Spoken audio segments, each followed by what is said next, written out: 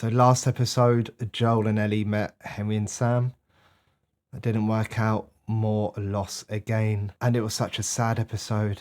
For me, Ellie writing at the end that she was scared of being alone just hit so hard. And Ellie and Joel once again find themselves alone and continuing their journey. Let's see how they get on in this episode. What more can go wrong?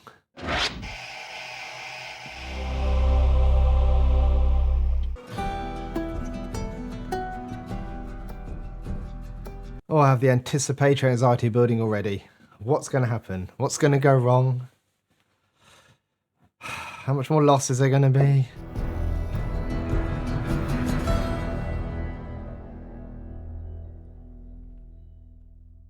What did I do? Give me the gun. Give me the gun, Henry. Give me the gun. Henry, no! Oh. Did they really have to show that to us again? Is this to represent Joel and Ellie perhaps seeing it again and again in their minds? Replaying it? It's a trauma response. Maybe that's what they're trying to show here. Maybe I'm thinking too much into it. Maybe it's just a quick recap of what happened in the previous episode if people had to wait a week and somehow couldn't remember that absolutely tragic ending. Thanks, HBO, again. Right, where are we? 3 months later.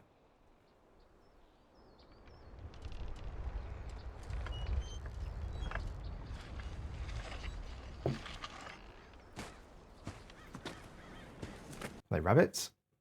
Been hunting. Oh. Oh, her eyes indicate there's a little message, isn't it? There's someone here. It's one of those subtle. Who the hell are you? Just someone passing through. He didn't hurt me, by the way. Yeah, I got eyes. You made him soup? Yeah, I did. It's cold out.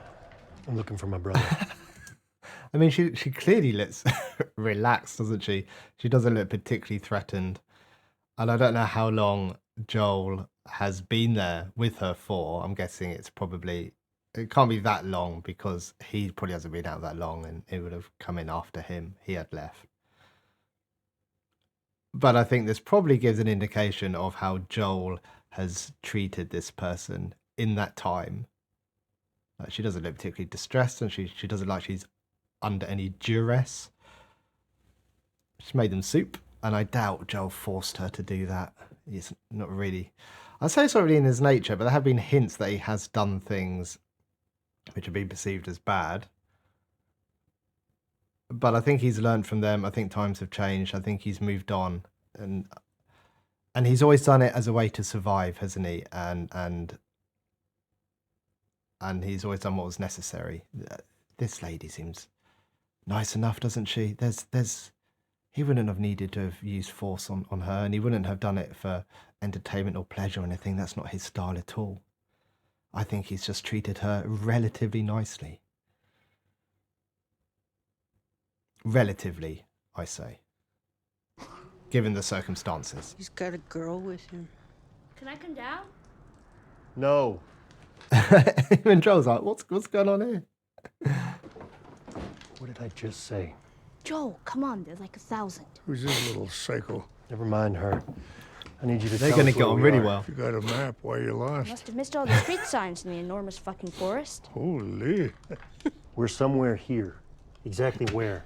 And your answer better be the same as your wife's. You telling the truth? Yeah? Are you telling me the truth? Yeah? Are we telling him the truth, or the truth that we said we would pretend would be the truth in case this exact situation ever happened and we agreed where we'd point on the map? Or are we actually telling the truth? So you haven't heard the name Tommy? Nope. What about the fireflies? We get those in the summer. You got any advice on the best way west? Yeah. Go east. Don't You go never west. go past the river here.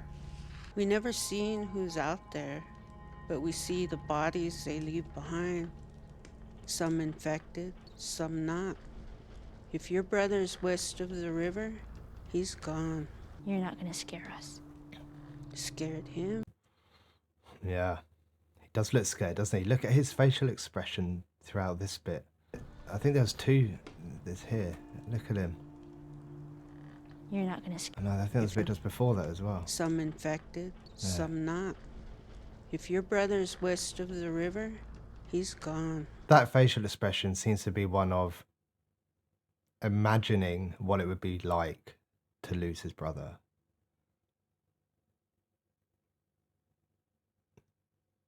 Or to find his brother kind of dead or infected. That kind of mixture of sadness and this mixture of fear, and that it is actually a potential option or a potential thing that could have happened, which I guess Joel has had tucked in the back of his mind, but he's been so focused on finding him, he hasn't allowed himself to think about that or to think about it ending up that way. But this is bringing it right to the forefront of his mind that it is a possibility. Gonna scare us. Scared him? And Ellie kind of acknowledges that, doesn't she? You're not going to scare us. But Joel does look scared. And look at the way Ellie's kind of looking at Joel there. She knows that he's rattled. That kind of side eye. Put that back. I don't know anything. He's stealing the Never heard of rabbits. Fireflies.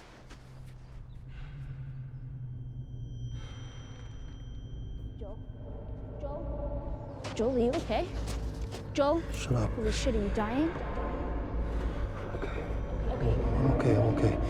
I'm fine. No, but are you? Because just a reminder that if you're dead, I'm I fucked. said I'm fine. Just the cold air. All of a sudden. I think that was more than the cold air, Joel. All right, so let's go and find Tommy and the Fireflies. Right. I mean, that was interesting, wasn't it? Let's...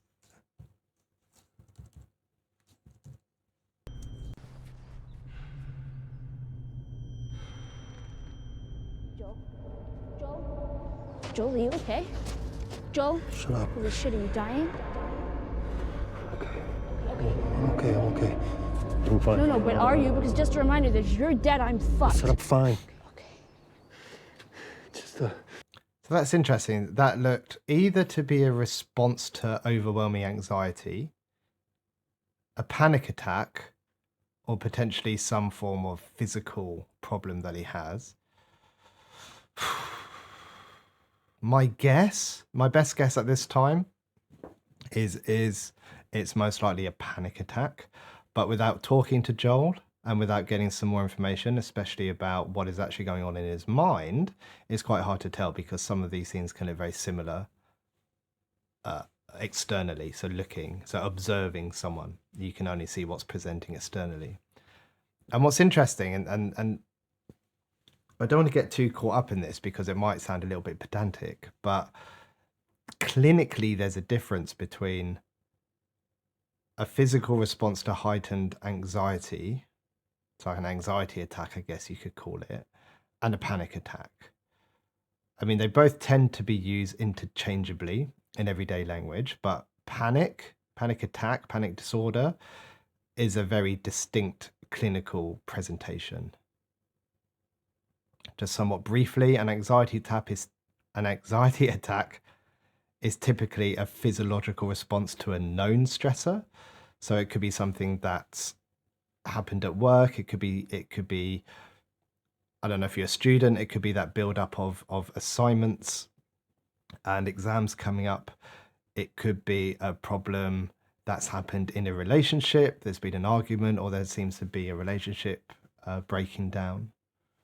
And it tends to build up over time, and it ends with, it doesn't end, but it involves having symptoms, physical symptoms that are similar to what happens in a panic attack. So with a panic attack, the initial trigger is usually somewhat unknown. It can be something external to you, or it can also be something internal.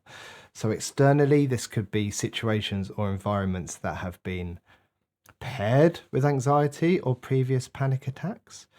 So it could be seeing reminders that are associated with panic attacks or associated with heightened anxiety. But from my experience, and when we look at panic disorder models, it's quite often through internal bodily sensations that starts the process. So what happens is people misinterpret normal bodily sensations, so normal bodily response, that includes a normal bodily response to anxiety, as something dangerous or harmful to them. For example, something might trigger you, even if that thing is outside of your awareness, but what you notice is your heart starts to beat faster. You might think, I'm having a heart attack. That thought of there's something wrong with my heart, I'm having a heart attack, I'm going to die, it makes you more anxious, which causes more of those physical symptoms. Those new symptoms, i.e., you feel your heart now beating even quicker and you've got a real focus on it, prove to you that there is something wrong with your heart and that you're going to have a heart attack. That makes you more anxious, and you can see it starts spiraling into that panic. So in this example with Joel, one could argue that there has been some stress and anxiety kind of building over a long time up to this point. He comes out of this couple's house. His mind is thinking about Tommy and the fact that he might be infected or they might not find him. And it's that thought that leads to his physical sensations. And then depending on where the focus is, if the focus is on then his heart, or sorry, his focus is on the physical sensations, then that turns into a panic attack. But maybe he's not even actively thinking about Tommy as he comes out of that house, but it's playing out in the back of his mind, along with the weight of everything else that he's experienced. And whilst all that is kind of processing in the background, he notices his heart racing and thumping away, and then he pays attention to that, and that makes him more anxious. Spirals into a panic attack. I mean, we can't tell from this where his attentional processes really are. And what he noticed first, or what he noticed the most right at the beginning. And that's really important when diagnosing or formulating a problem like this. My guess is it's likely to be panic, which incidentally is a pretty straightforward disorder. I mean, it's called panic disorder, a pretty straightforward disorder to treat. We use something called interoceptive exposure, which is essentially exposing one to their own bodily sensations, which we purposely bring on via specific exercises. We bring on racing heart, we bring on heavy breathing, and we expose someone to that. And therefore, we stop that misinterpretation of bodily sensations. However, there's always a however, isn't there, in these? However, we have to consider that in this case with Joel, it may be comorbid with PTSD. So treating panic could just be treating symptoms here of PTSD, especially if the PTSD symptoms are causing the initial trigger. So if that was the case, and this is why history taking is so important, then treating the PTSD would most likely be the first point of intervention when we're thinking about panic attacks. I hope that makes sense. I'll stop for a while there. I tried to keep it brief. If I can find a panic disorder model, there's one by Clark as an example, which is quite a well-known one. I'll throw it up on the screen so you can have a look at how that anxiety cycle, that panic cycle can keep maintaining itself based on the misinterpretation of bodily symptoms. Right. Let's crack on.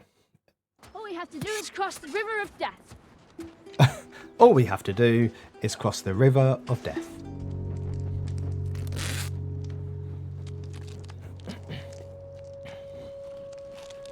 Is he fixing his boot? It shows how far they've come, I guess, and how arduous the journey has been so far. You fix anything with tape. What's that phrase? If it moves and it shouldn't move, gaffer tape. If it doesn't move and it's supposed to move, WD-40. Or something like that. Come down from there, you're gonna break your neck. Which is exactly the kind of thing a father would say. Ah. Can I have some? No. What? Just to warm up? Come on. Yep. So gross. So I've been thinking, let's say we find the fireflies, it all works. They draw my blood and put it through some of their fancy machines and make a cure. Okay. Then what? Look at Joel's face there. She says, all this stuff that looks like it's a long way away yet. Okay. It's like, let me just process all that you just said, all this stuff that seems relatively unlikely to actually happen and work out quite well for us. But okay. Then what? Like, what do we do? Oh, it's a we? Okay, fine, whatever. Of course You. it's a we. Come on, You can do Joel. anything you want. Where are you going? What are you doing? It's never been an option. It's never been an option. What, he's never even thought about it? An old farmhouse, some land, a ranch, Cool. What kind? sheep. I would raise sheep. They're quiet, Okay. do what they're told. Yeah, okay. So, just you and a bunch of sheep. Romantic. And what about you? Where are you gonna go? Oh. It's probably because I grew up in the QZ. Behind you, there's ocean, and ahead of you, there's a wall. Or else to look but up. I read everything I could in the school library. Like Neil Armstrong, Buzz Aldrin, Jim Lovell. But you know who my favorite is? Sally Ride. Sally fucking Ride. Best astronaut name ever. Wow, what's the long pause? What's she thinking? It'll work, right? Oh. The vaccine. I tried with Sam. Tried what? I knew he was infected. I rubbed some of my blood into his bite. I know, it was stupid, but I wanted to save him. Well, I reckon it's a lot more complicated than that. Oh, that's not a bad response from Joel. I mean, right at the beginning of that conversation, I tried. that I with tried Sam. with Samlet, and Tried what? the way she I knew looks he up was at him. infected. I knew he was infected. And she looks up at him to see his initial response. Is he gonna say it was a stupid idea? Is he gonna kind of bollock her in some way? She just wants to see his initial response. I rubbed actually, some of he my sits and blood into his listens, like- bite. I know, it was stupid, but I And she even says, I know, it was stupid. And she leaves this pause and looks at him as if to say, are you going to tell me that was a stupid idea? wanted to save him.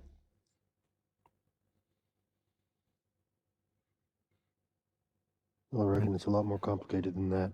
And Joel looks down almost as in reflection of understanding why she would do this. And responds with, I reckon it's a lot more complicated than that. I think that's quite a good response from Joel. Marlene, she's a lot of things, but she's no fool. If she says they can do it, they can do it. Want to take first watch or second? I'll do both. She's learning the routine, isn't she? She's going to do both. Dream of sheep ranches on the moon. Oh, well. So, firstly, I love that last line there. Dream of sheep ranches on the moon, I think it was. And it's a combination of both of their dreams together, isn't it? Which I think indicates that Joel does actually want Ellie to stay with him, and somehow they're going to combine their two dreams together. And that whole conversation they just had, it feels so much different to any of the other previous conversations that I can remember, at least between them. Remember before, and I don't think it wasn't the last episode that I watched. I think it was the previous episode, so two episodes ago.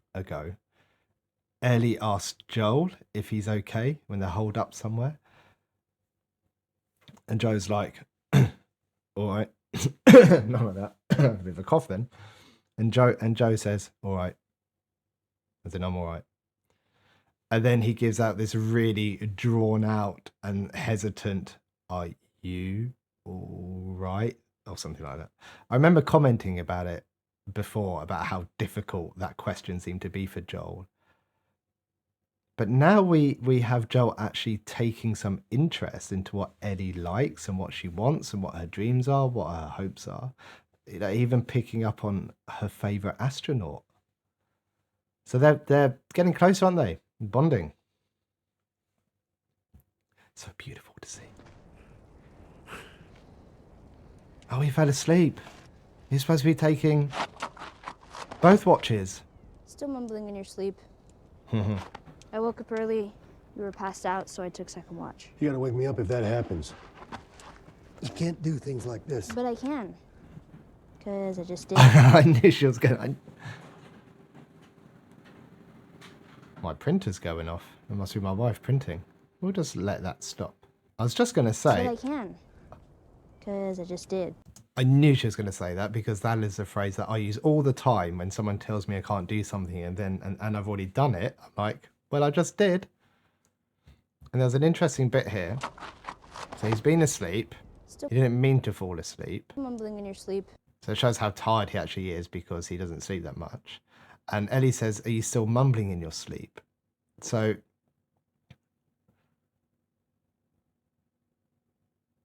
she's either saying that for comic effect because, you know, she's quite sarky. But the therapist in me wonders if that is a reference to Joel's PTSD, because one of the core components is this idea of intrusive memories. And one idea, and one that is a very strongly held position, I think, within the research, is that the brain wants to process traumatic memories. But in order to do so, it has to be brought into conscious awareness. And that's painful for the person. It's painful to have those memories. So the person pushes those thoughts away, or they distract themselves, or they use substances, whatever. They find some way to get rid of those painful memories that keep coming back. And that works for a bit. That works in the short term. Then later on, the brain wants to process. It wants to give it another go. The person does something again to get rid of that because it's painful. And that cycle continues, that cycle of the brain presenting traumatic material to process and the person going, don't want that going on right now.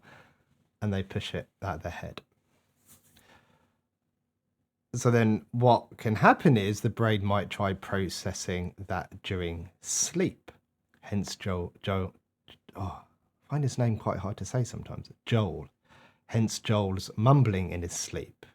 It's as if he's responding to the material presented to him.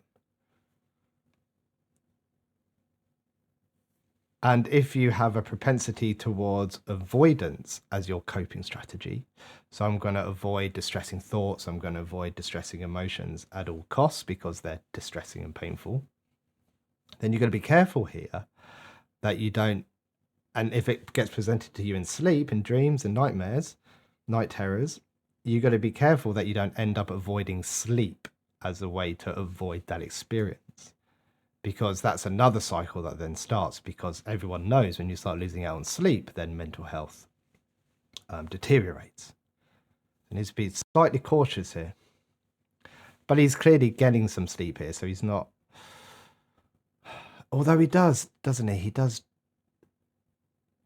stay up. We see him staying up quite often now I think about it.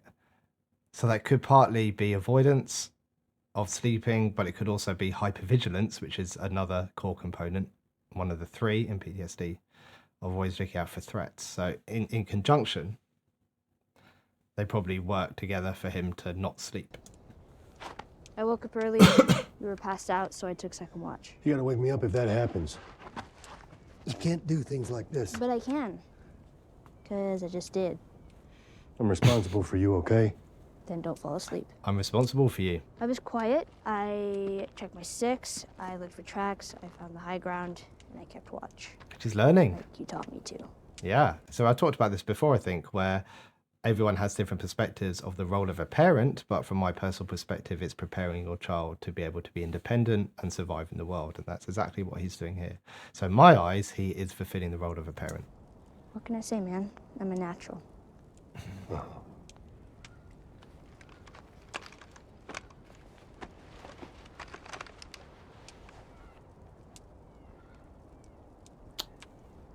That little Wake me accepting up nod. next time. That was all right. You did good. Yes, You sir. did good, kid. Are they hunting? The River of Death. Or just seeing if anyone's alerted to that? Don't give away their position. What could go wrong here? In the military, we would call this a critical point. Well, in the part of the military that I worked in, CP, a critical point. Potentially something here can go wrong.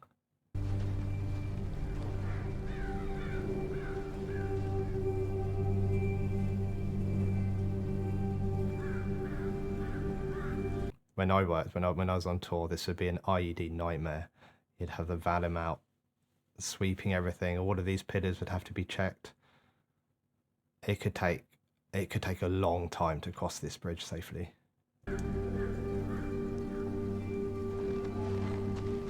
I guess they don't have much of an IED threat unless they think someone's booby trapped it.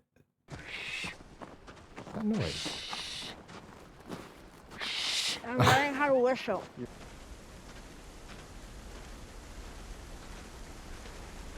Damn. You're no Will Livingston. Yeah, but who is? Hey, Joel, what if this is the River of Death? She actually seems quite concerned here, doesn't she? No, she didn't turn it into a sarcastic comment or anything. Oh, here we go. People. It's always the people. We ain't looking for any trouble. We're just passing through. Drop the gun. He hasn't got much choice, really, has he? You. Take 5 steps back. How about we just talk this through? How about you shut the fuck up? Okay, easy. You'll be okay. You been near infected? There's no infected out here. The hell there ain't.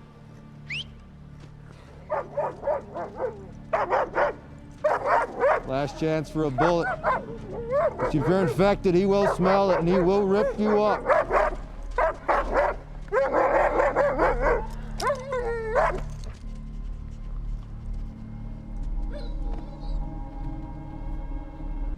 Like I said, we'll just move on. Now her.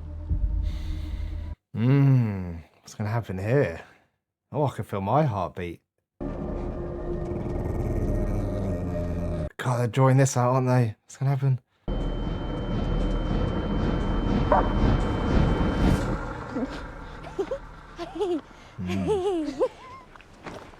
Oh. You just bought yourself 10 more seconds. So, that was an interesting response from Joel, wasn't it? Quite similar, I think, to to how that was depicted before. Let me just, because I like to try to get these things right. Where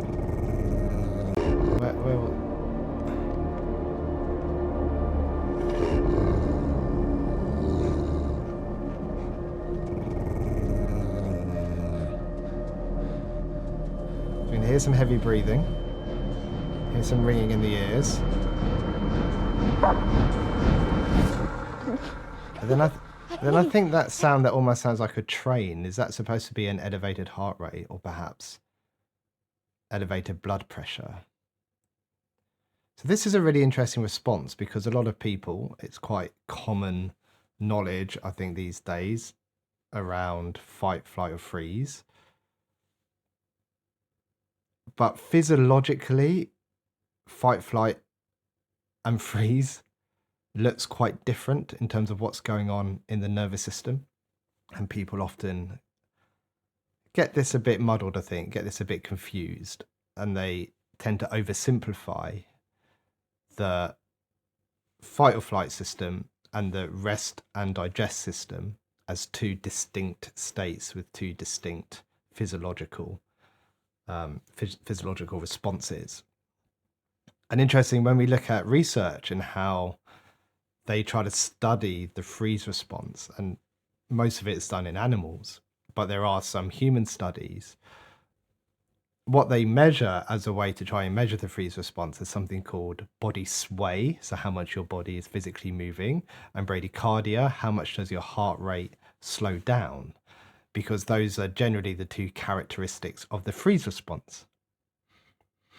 And there's a really good paper that I often refer to around the physiological responses in terms of flight, fight, or freeze that I quite commonly refer to, and it's by someone called Karen Rolefs. Let me quickly find it for you, because I think this will kind of, instead of me just saying it, this is something that's in a peer-reviewed paper, because I think this is often where people get a bit muddled. Let me just quickly find it. I'll cut this bit out of how long it's going to take me to find it, because it'll be in my reference manager for my thesis. Okay, so here's the paper. It's called Freeze for Action, the Neurobiological Mechanisms in Animal and Human Freezing by Karen Rolofs. And I like this paper because it sums it up quite nicely. So it says, when a stimulus or a situation is perceived to be threatening, clearly that is to Joel's situation, the brain activates many neuronal circuits to adapt to the demand. The most well-known being the autonomic nervous system. So that's what we generally mean when we talk about the nervous system and nervous system responses to threat. During freezing, the two counteracting branches of the nervous system, the sympathetic and parasympathetic nervous system, become activated. So actually the fight or flight and the rest and digest systems both become activated. It's important to realize that physiological parameters of freezing therefore consist of both sympathetic and parasympathetic features, which vary depending on which of the systems is actually dominant at that point in time. So sympathetic nervous system, that's one that's normally associated with fight or flight, is expressed by increased physical symptoms that support the freezing response. Increased heart rate and cardiac output, so your heart rate goes up, pumps more blood around the body, increased arterial pressure, inhibition of digestive function, and increased respiration, so your breathing rate goes up. It is in turn increasing perfusion of active tissue, so more oxygen getting into the tissue. And then we have activation of the parasympathetic branch of the nervous systems. That's people refer to as rest and digest. And during freezing, that causes heart rate deceleration. Parasympathetic dominance during freezing has therefore been associated with a net heart rate deceleration or a reduced heart rate acceleration. So it reduces how much the heart would accelerate during a fight-flight response. Freezing can also be associated with altered respiration rates and vocalization. So actually during a freeze response, you can have this mixture of both sympathetic, fight or flight, and parasympathetic, rest or digest responses. And one of them will be more dominant than the other. I hope this is making sense and I'm not just really confusing people here, because I just want to show how complicated these responses actually are. It's not just straightforward fight, flight, freeze.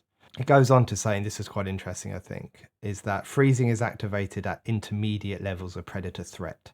It's a state of attentive immobility serving to avoid detection by predators. Besides immobility, an important feature of freezing is the parasympathetically induced heart rate deceleration, also called bradycardia. Freezing differentiates with the sympathetically dominated fight or flight response activated during imminent predation threat. Especially upon threat, both sympathetic and parasympathetic branches of the autonomic nervous system are simultaneously activated, and only in case of parasympathetic dominance do we observe defensive freezing. So I bring this up because we can tell from what we're hearing that Joel's heartbeat seems to be increasing. His blood pressure seems to be increasing.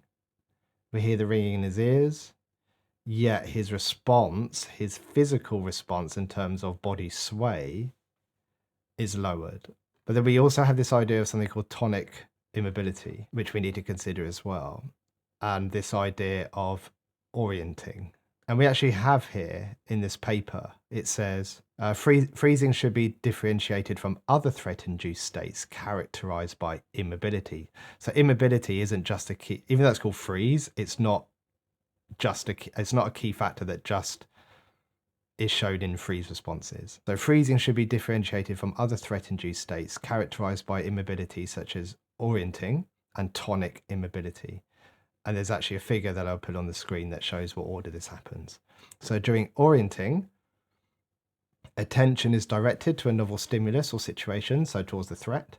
This state is often accompanied by reduced motions. That's that reduced body sway. And we're seeing that here with Joel. He's got reduced motion here, but he's clearly orientated towards the threat. Orienting and freezing both share an attentive immobility and are therefore difficult to tell apart. This is why it gets so complicated. Although freezing is sometimes regarded as part of the orienting response occurring immediately upon threat detection, there are important differences between orienting and freezing.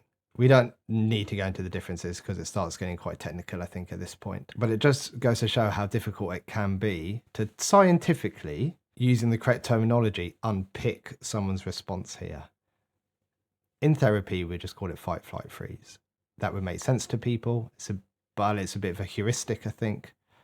But I think that's okay for the layperson who isn't geeking out on this kind of stuff like I do. But we can see how complicated that this really is.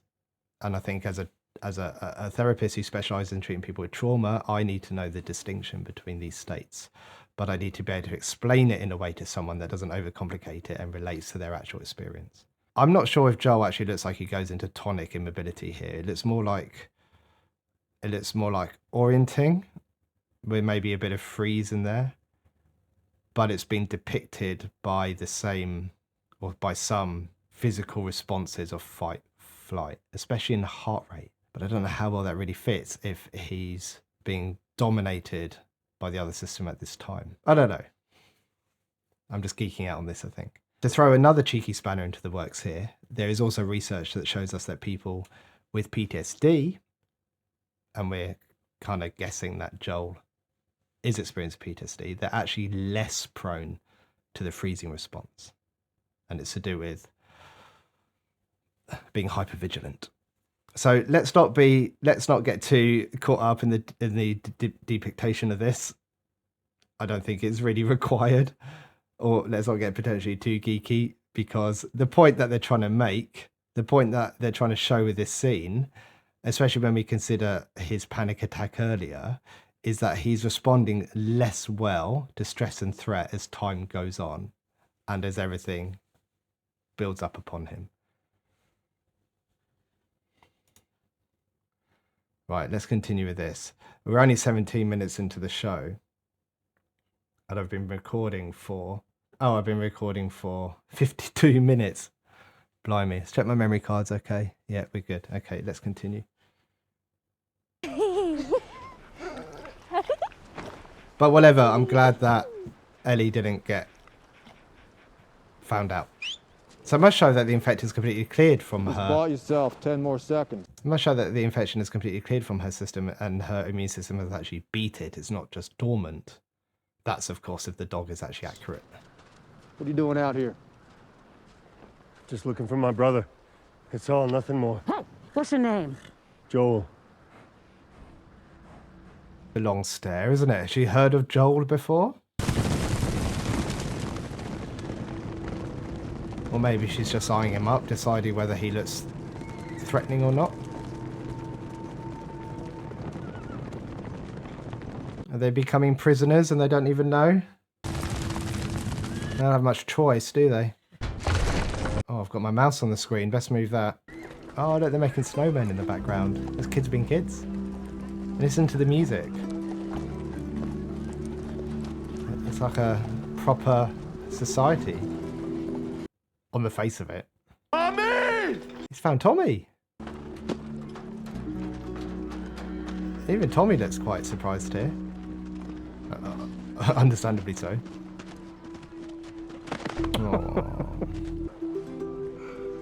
What the fuck you doing here? I came here to save you.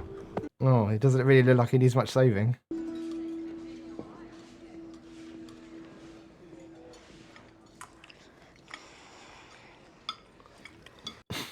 Hungry? There's more if you need it. Thank you, ma'am. It's been a while since we've had a proper meal. Actually, I don't think I've ever had a proper meal. This is fucking amazing. Sorry, Oh, his face. Ellie. Let's mind our manners. What? It's What's wrong with you? What about her manners? Kids around here don't usually look or talk like you. Right. Look like her? What do they mean? It's just like as in the clothing? You know what? I think maybe y'all got a little off on the wrong foot. She's gonna have her guys kill us. Oh, that's why she's been so short, isn't it? Because she's still heightened by this experience. Probably doesn't trust them. Let in this place, but it's all bark. We're just trying to scare off those who might want to try us, is all. A bad reputation doesn't mean you're bad. Not always, at least.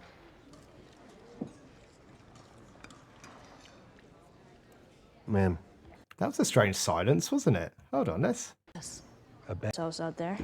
They say that you leave dead bodies around? Those are the people who tried us. I don't think that A couple bad tried it. They reputation didn't doesn't seem mean that you're bad. state. Not always, at least. Bad reputation doesn't mean you're bad. Look at it stare. Ma'am. She's suggesting that Joel has a bad reputation? And if so, where did that come from? Because I'm guessing the only person who knows about Joel here is Tommy. It's interesting. Interesting. Would it be nice to have a moment here, maybe just for family? well, Maria is family, actually. Joel doesn't look very happy with this situation, does Congrats. he? That's his typical congrats. Yeah, congrats. I really mean it. How about a tour? How do you keep this place quiet? Carefully. Being in the middle of nowhere helps. Not advertising what we have, saying off the radio. House of worship, multi-faith. School. Look at that exchange between them. Not advertising what we have, saying off the radio. House of worship, multi-faith. That's why they lost radio contact. Not because something was wrong, but to keep this town safe and quiet so nobody knew about it. I wonder whose idea this was. I mean, Tommy didn't even try to let his brother know somehow.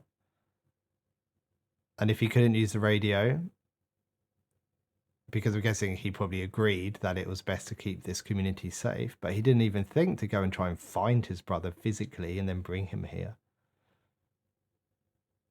Because he was, I mean, it's easy to kind of judge Tommy here, and I don't mean to, but it kind of feels like he was settling down and looking after himself here, and instead of going out and finding Joel. But, you know, that's his right to do, I guess. Oh, bank works as the jail, not that we've needed it. You draw power from a dam. Got that working a couple years ago. Why don't they use the jail? Is that because they don't have crime or because they deal with crime in a different way? Hey, Joel, check it. It's Joel's dream, apart from he's just not by himself or with Ellie. Way. That's our newest one. Couple months old. You want to pet her? Yeah, what's her name? Shimmer. Shimmer. Shimmer? So beautiful. Really? Put them in the empty house across the street from us. Yeah.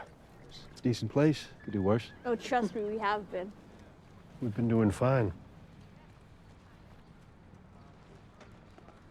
Well, I'll take. That's an interesting response. Let me just listen to that bit again. We've been doing fine. That's like a shut your mouth, Ellie. Loose lips sink ships. I seem to say that a lot in this series. But he's been quite protective about the information, isn't he?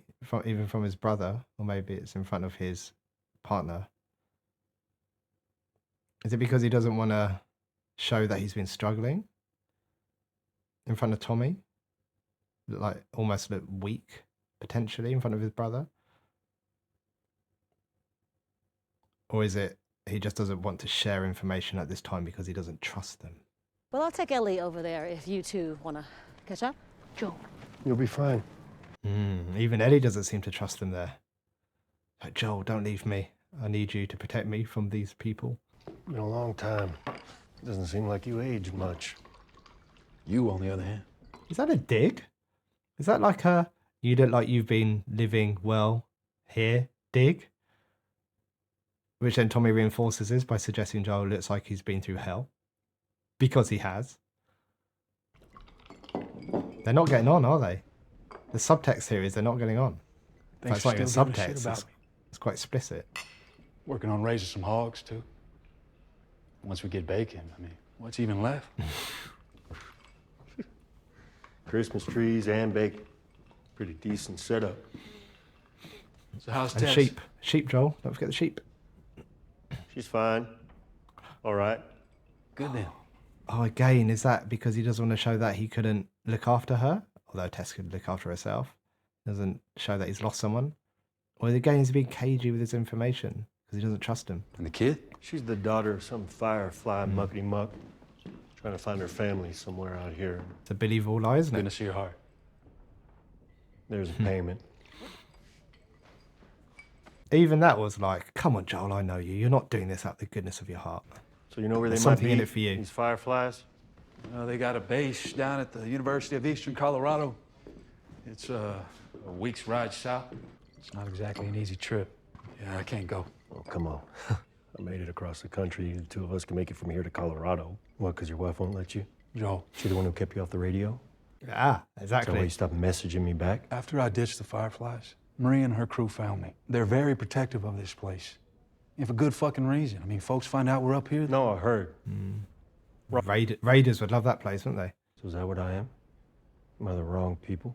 Joel, I'm Those gonna... things I did, Tommy, those things that you judge me for. I did those things to keep us alive. We did those things. We survived the only way we knew how. But there were other ways. We just weren't any good at them. If you knew the shit that I've been through, Tommy, trying to find you these last few months. I'm gonna be a father. Maria's a few months along now. So I just gotta be more careful. Oh, gosh, what's this bring up for Joel? To be honest, I'm scared to death. But I don't know. I feel like I'd be a good dad. Guess we'll find out. I guess we'll find out. That's all you got? What else am I supposed to say? God, Joel is hurting so much here. Because life stopped for you doesn't mean it has to stop for me.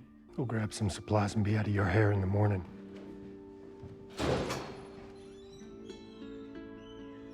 Wow.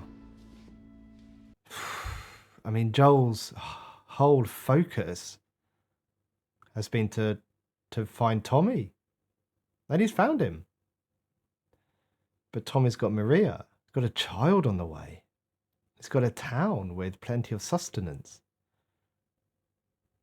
that he didn't even want to share with Joel. Tommy's essentially got a family here, a family and a life without Joel. And Joel's whole mission was about reuniting family, yet his family have made their own family without him. And there was that whole conversation earlier about having a bad reputation and being the wrong people. And Joel is relating himself to them. That's why Tommy didn't reach out. And it's pretty clear that Maria doesn't want him around as well. Is that because he's bad people, he's bad reputation, or is it because Maria wants Tommy to focus on her and focus on this society? But then we don't know what Tommy has told her. I lost my train of thought. Tommy has told her about Joel.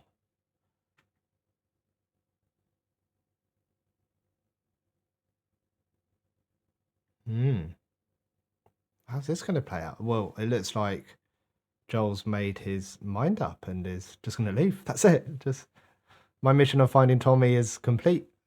Move on. Next mission, getting Ellie to the Fireflies.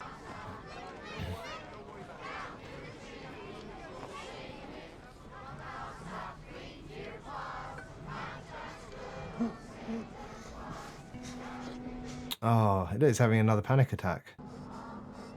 Wait, let's see what I can hear. Breathing's increased. Oh, that hair reminds him of... Does it remind him of Sarah? Yeah, look. Oh. And the person who reminds me of Sarah has got their own kid who looks a bit like Sarah. Like a mini Sarah.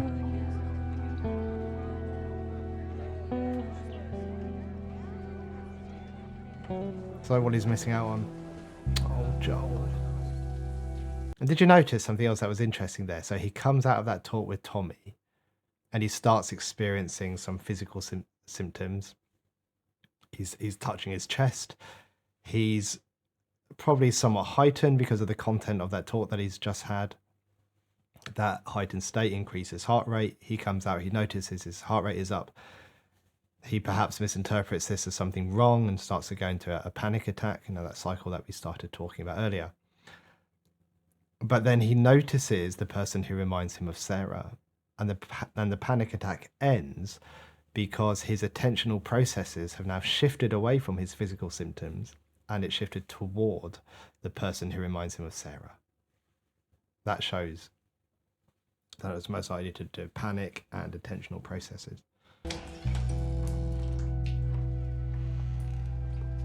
I'm across the street.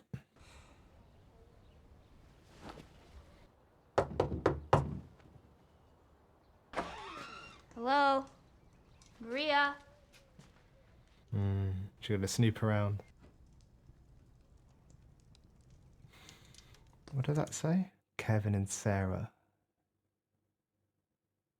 So is this Tommy's house? That's Sarah, is in Joel's Sarah. Who's Kevin?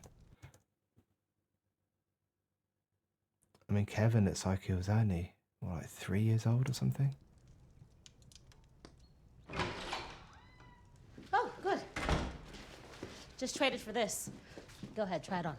Oh, that's how they traded. So they're like a bartering community. It's super fucking purple. Eggplant. Fits. Yeah, where's my other stuff? Rag pile. Who's been cutting your hair? World-class salons. So it was just like your job back then or something? No, I was an assistant district attorney. I put bad guys in jail. Ooh. Cool, I guess. Bad guys. Bad guys with bad reputations. I wonder what she makes of Joel and Tommy and what they got up to, and the perspective she has of were they doing what they had to do to survive. I wonder how that conversation went with Tommy, or I wonder if Tommy pinned it all on Joel and said that Tommy didn't have a choice, and hence Joel's reputation is preceding him.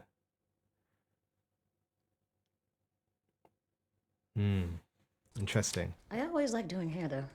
Maybe it was a mom thing. You were looking at the little memorial Tommy made? Yeah. I'm sorry about your kids. It's okay. And kid, just Kevin. Sarah was Joel's daughter. Oh, it's the first time she's heard, isn't Well, it? maybe I shouldn't have said anything. No, it's okay. Oh, it's giving me goosebumps. I guess that explains him a little. Oh, she's reflecting on his behavior now. Clearly things you don't know about Joel. Oh, like how he used to kill people? I know about that. So then you understand my concern. He doesn't do that anymore. He stopped killing people? Innocent ones. And Tommy did it too. Are you worried about him? Nice. Tommy was following Joel. Oh, there we Where go. you are now. Well, maybe Exactly I'm what I smarter was than saying. Tommy. No offense. There's a whole lot you're not telling me. Good. The only people who can betray us are the ones we trust. Now come on. Grab your super fucking eggplant coat. Where are we going? The movies. Oh, I don't know what to think about Maria now. She's grown on me a bit because she's... I want to think that she's doing this to generally care for Ellie and give her something nice.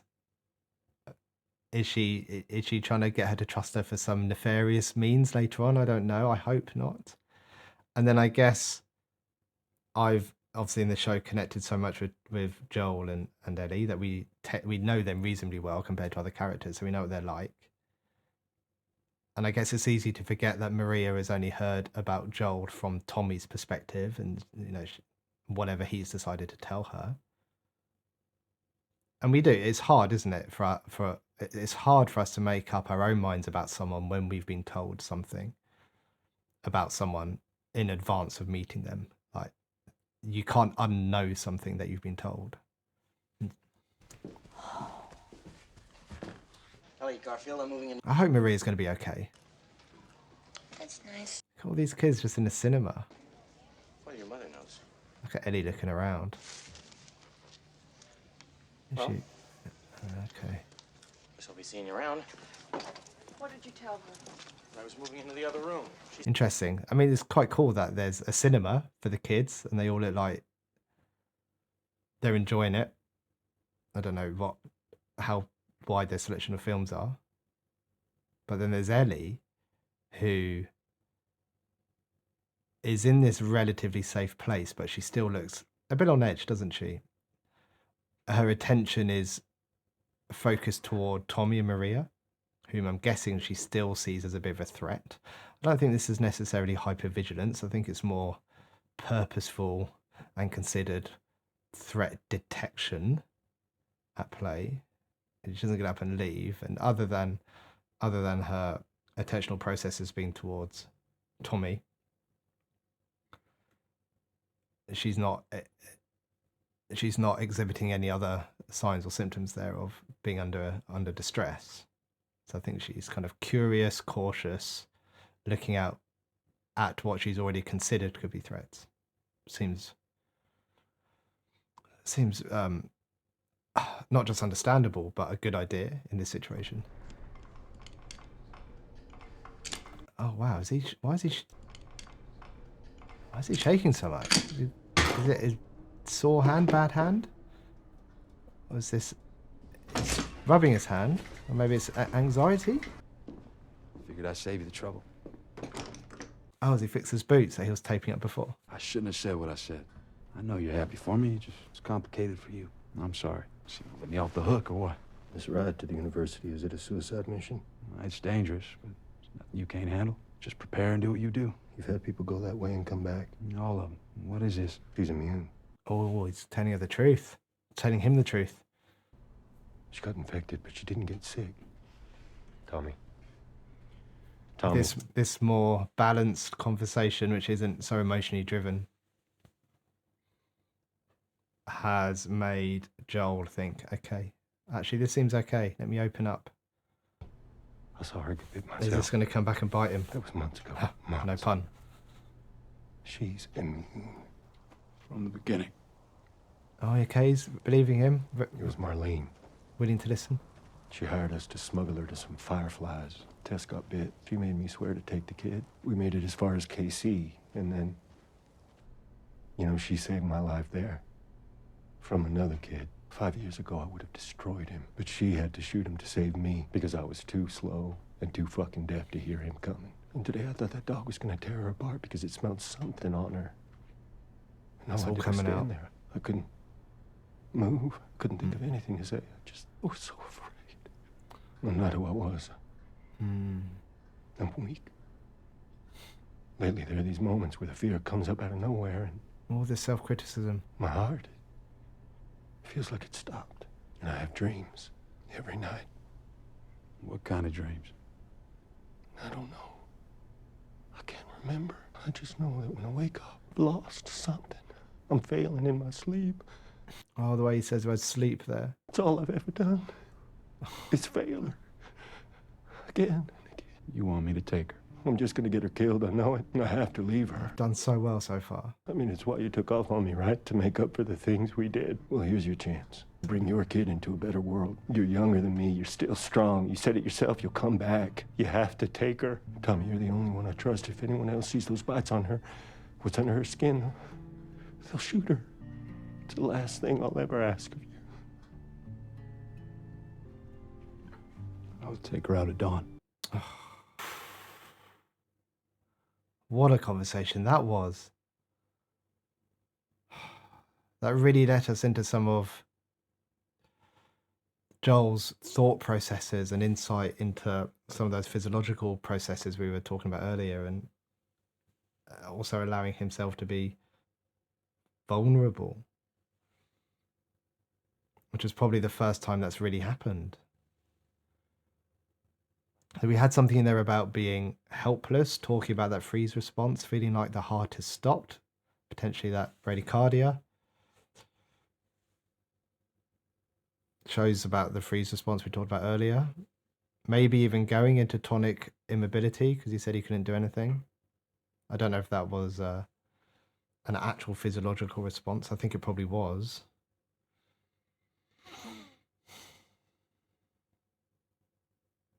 We even get insight into his sleep.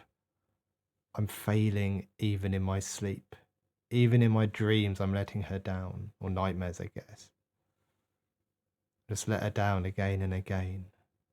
And I'm guessing there's a parallel there with Ellie and Sarah. So nightmares of Sarah. What's happened to her?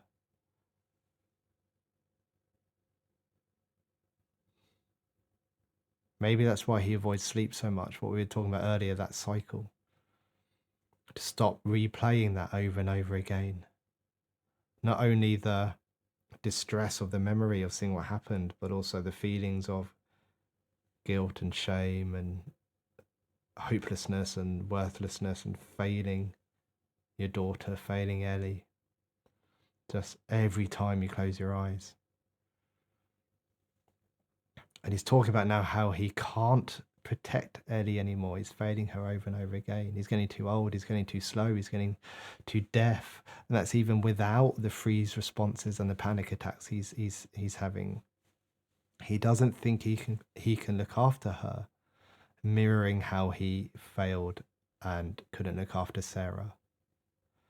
All that transference will be maintaining the trauma and the trauma responses that he's having. He's stuck in this cycle. And his solution to break this cycle so he doesn't have to keep experiencing it is to leave Ellie. Therefore, he doesn't get the reminders of Sarah. Although that's not gonna help his PTSD. He's still gonna have the memories.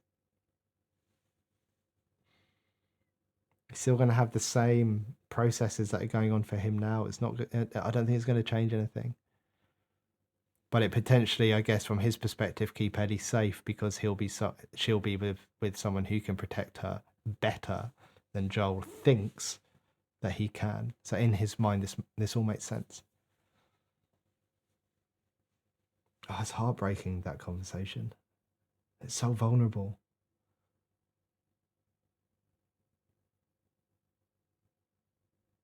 I'm trying to think now about Tommy's response back to him. But then Tommy doesn't really know what they've been through. He's just hearing his brother pleading to take this girl.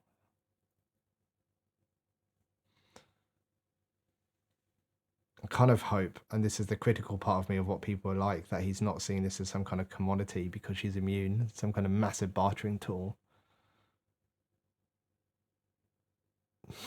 Right, let's get on, because this... Got you on 38. It's left, left, right.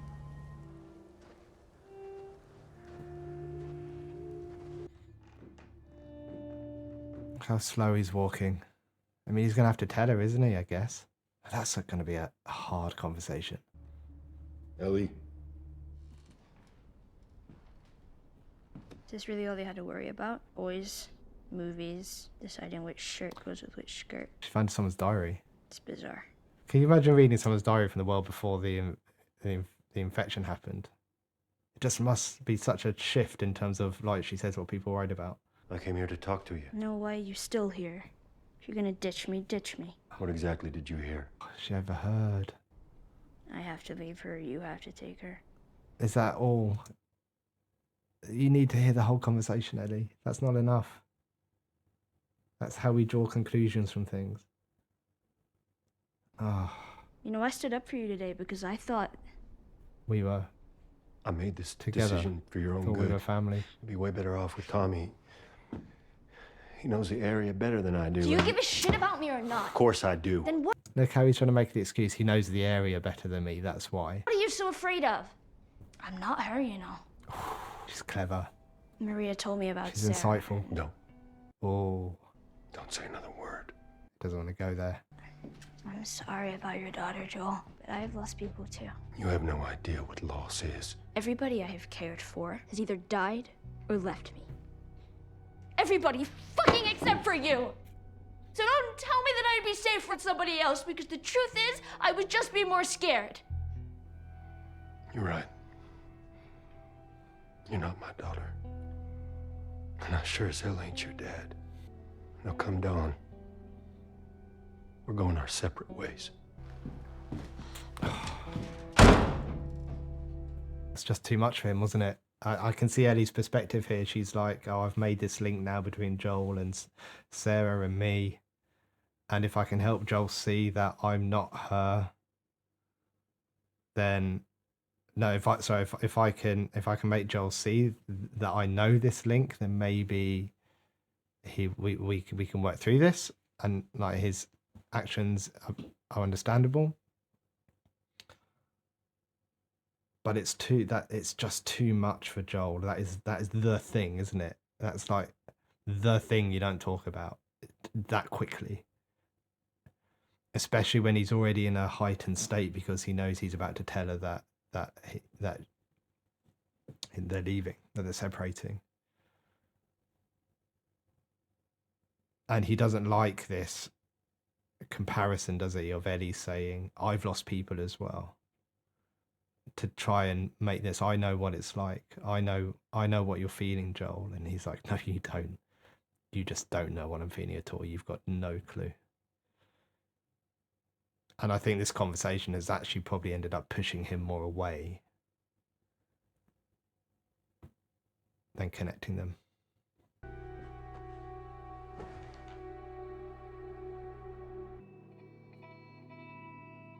It's like when I do trauma therapy with people, at some point we're going to want to get to the hot spots, the stuff that really hurts. But we can't just go straight there. We need to spend time building trust, building safety. Once that side of things has happened, which takes as long as it takes, then we don't go straight for the hot spots. It's too overwhelming. We go for things that cause less kind of distress and arousal, and we process through them.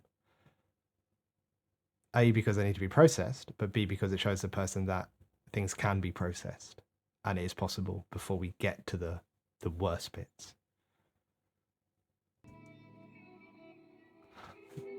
See the watch. Oh, is this him going back now? It's opening up for him now, isn't it?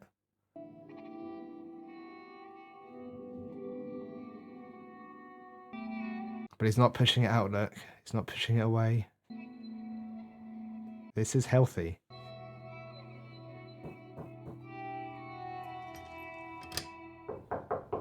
Come in.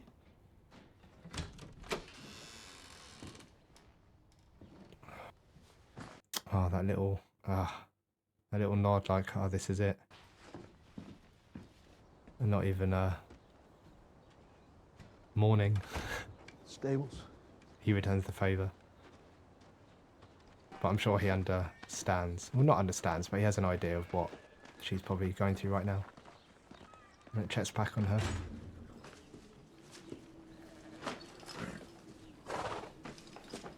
You came here to say goodbye or something? No. I came here to steal one of these horses and go. I would have gave you one. I don't know. That was 30 minutes ago, and I guess I deserve a choice. I still think you'd be better off with Tommy. Let's go. Okay. Oh, I'm still so sad from that previous scene, but now I'm really happy at the same time. What a strange conflict. Not even a choice, was it? So that's really interesting because obviously whatever he did last night in terms of reflecting upon what's happened to him, reflecting on him, reflecting about what's happened with Sarah, whatever processing he did has ended up in a shift in his thinking. And in trauma therapy, this is exactly the kind of thing we'd be looking at as an outcome. We would be looking at what happens, and especially in between session processing. So we might process in session, but then the brain doesn't just stop processing once the processing session has ended in session. That makes sense. There's processing that takes place in between sessions when you're not with the therapist that the brain just does because it started, kind of like what he was doing when he was thinking about Sarah. And then as things get processed, it can impact decision making. It can impact how you view yourself, how you view your behaviors. And it can change future behaviors like this. This is really cool. I don't know if cool's the right word, but you know what I mean.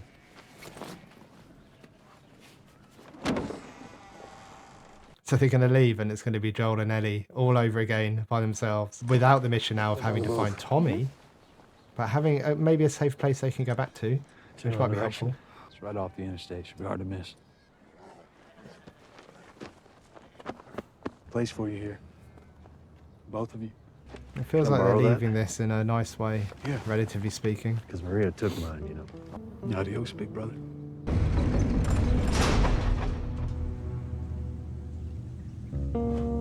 And interesting, although Tommy and Joel had that conversation about Joel being weak and can't look after her and it's getting slow and old and deaf. I'm guessing that Tommy still thinks Joel can actually look after himself here. Otherwise, I don't think he'd be letting him go, or there'd be like a bigger goodbye. I think Tommy genuinely believes that Joel can do this and make it back.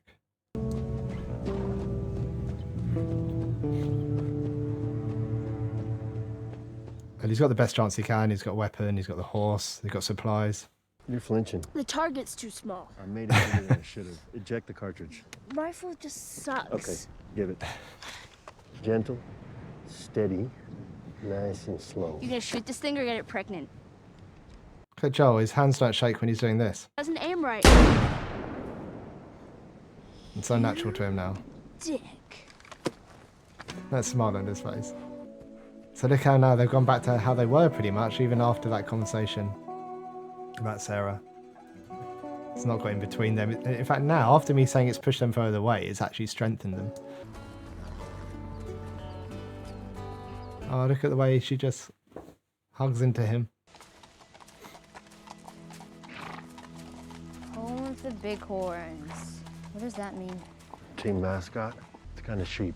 One step closer to your dream. There's any fireflies, though. They're probably in the middle. People would live here and, like, what, go to classes and stuff? Yup. Even though they were adults. Sort of adults. I think it was just as much about partying and finding themselves as anything else. Figuring out what they wanted to do with their lives. What they wanted to do with their lives. She's like, what a luxury. You get some decision over your life. Are those monkeys? Oh, is that what I can hear? Labs. Look at them go. First time seeing a monkey? First time seeing a monkey. Imagine that. Oh, was that the firefly symbol? Guard stations. No guards. Gun? Yeah. I'm very aware there's only 6 minutes left of the episode. How's this going to end? What cliffhanger are we going to get?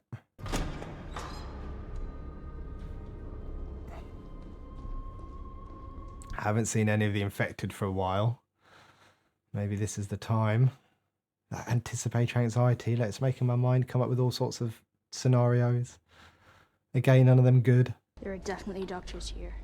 There's a packing list. Something you make before moving. Maybe not all of them. Who's there? Oh, hear that music.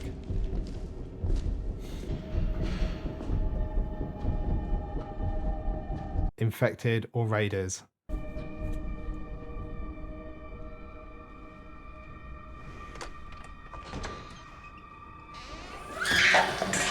Or monkeys? Didn't even think about monkeys, even though we just saw monkeys. Well, at least it ain't clickers. Yeah, no fireflies either. And relax. Oh, is he going to find out the map where they've gone? That'd be helpful. That's where they went. There we All go. the pins lead there. Salt Lake Better City. facilities? I don't know. Can hear someone. Yeah.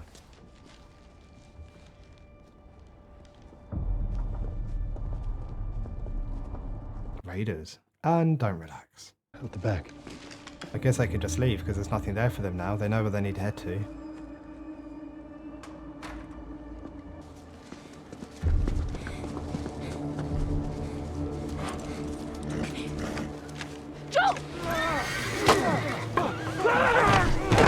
Come on, Joel. Show us how you're not old and weak and deaf anymore.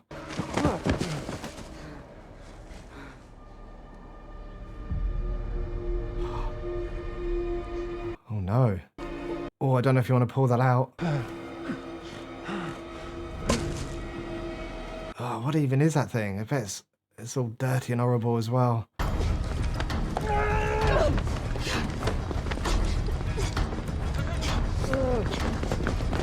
How much blood is he losing? Adrenaline's pumping around, keeping him going. Don't end, don't end, don't end, don't end. A couple of minutes. They're not following us. I think we're safe. Oh, look how pale he is. He's losing too much blood. Joe, no, no, no! Shit! Shh. Joel, open your eyes. Joel, you gotta get up. I can't fucking do this without you. I don't know where the fuck I'm going. What the fuck I'm gonna do. Joel. Oh, not the music. Not the sad music. Oh, they're like in the middle of nowhere. I'm taking a ride with my best friend.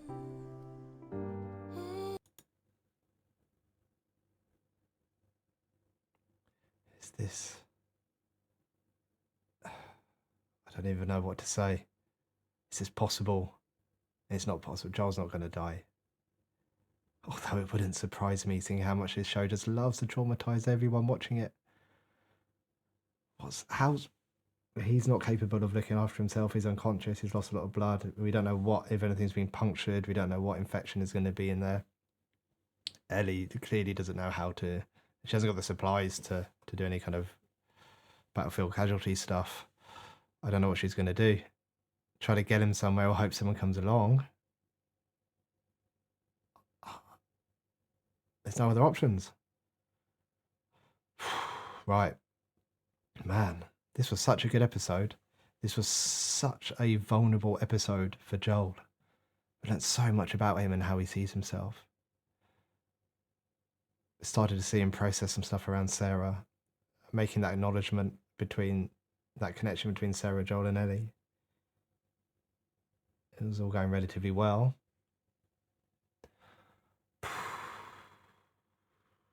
I think this is probably my favourite episode so far. Wow. I don't think I have much more to say. I think that's it.